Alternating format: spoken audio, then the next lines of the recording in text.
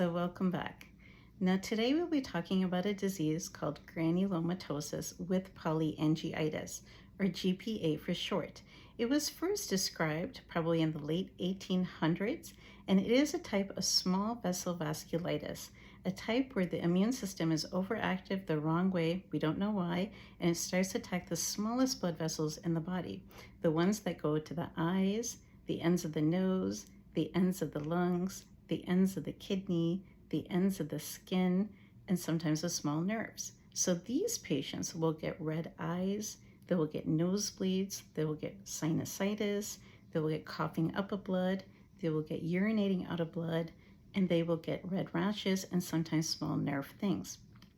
Now, like all the vasculitises, it is actually very rare. For every 100,000 people, only one person would have it.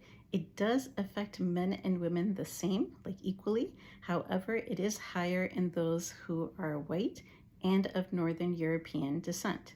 The diagnosis of this vasculitis is just like everything else in rheumatology, where you take what the patient is saying, you match it up with what is happening on their body on the outside, and then you do labs or tests to confirm what is going on the inside.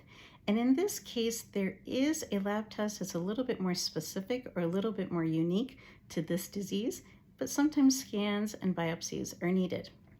As far as the treatment of this disease goes, it really depends on how severe the disease is, because in some patients it is what is called limited, meaning that it only attacks one or two things, and the treatment can be a little bit less. However, in most patients it is widespread. And in either case, a higher dose of steroids is needed, and then a stronger steroid-sparing agent is needed. Remember, these are medications that will do the job of the steroids, but without the steroid side effects. Also, an aspirin should be started on these patients because, again, you want to keep that blood flow to the lungs and to the heart and to the brain good.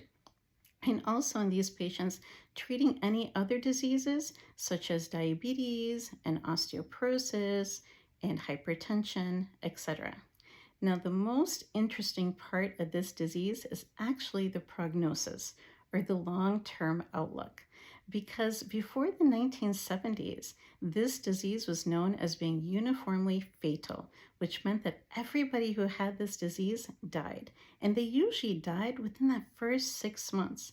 But now, because of the medications and the treatments we have actually been able to reverse these numbers. So now everybody with this disease is expected to survive, and it is expected to be put into remission, hopefully with the medications. As you can tell, these medications are much stronger, so from a patient perspective, they are more scarier. However, this is a case where the treatment is life-saving for this disease, but it is only life-saving if taken properly. As Dr. Everett Koop would say, medications only work if people take them. Until next time.